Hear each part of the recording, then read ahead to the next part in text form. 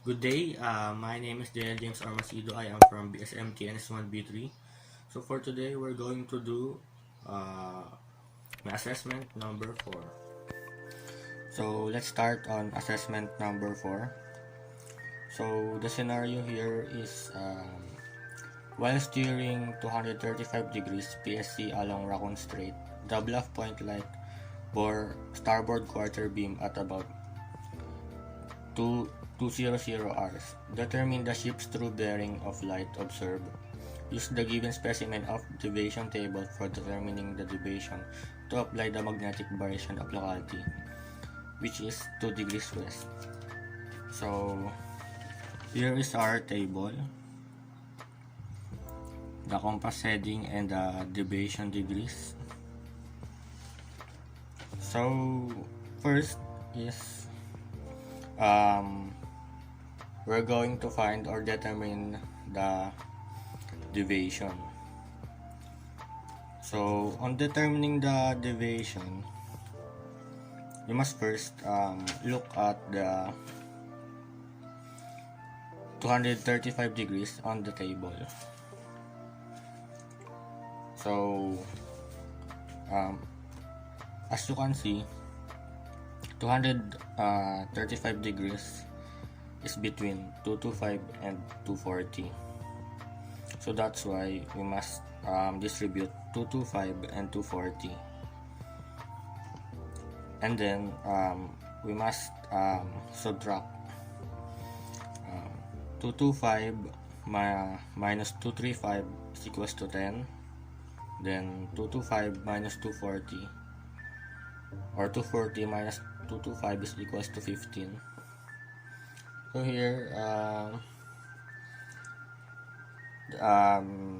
the given is 8 east, okay, x 12 east. That is our deviation degrees. So we must subtract also 8 east to x. So the answer is x. Then 8 east to 12 east. The answer is 4. Or 12 minus 8 is equals to 4. So after that, when we finally distributed all the answer, we must cross multiply. Must use cross multiplication. So 10 times 4 is equals to 40. Then 15 times x is equals to 15x. So 15x is equals to 40. So x, we must transpose x is equals to 40, then divided by 15. Then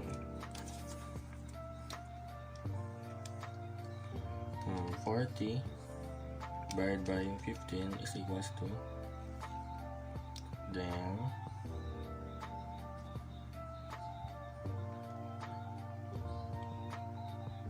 fraction to decimal 2.66, or round off.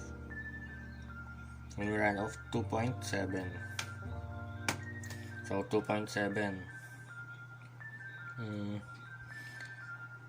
Since it is usually increasing to 12 east, so we must add 2.7 plus 8. Here it is 8 east. So the answer is 10.7 east. So that is our deviation. So since it is east, we usually always add when the direction is east. So 235 degrees plus 10.7 east is equals to 245.7 degrees. So So since our variation is given 2 degrees west, so since the direction is west, we must subtract 245.7 minus 2 degrees west is equals to 243.7. So that is our true heading. So next is we're going to solve the true bearing. So here,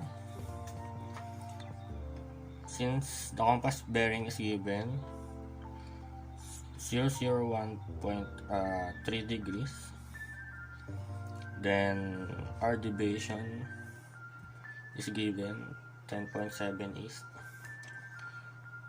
So since it is east, we must add 001.3 degrees to 10.7. So the answer is 12.0 or 012 degrees. Next, our variation is 2 degrees west. Since it is west,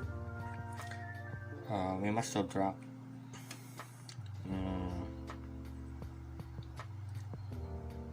12 degrees or 12.0 minus 2 degrees west is equals to 010 degrees.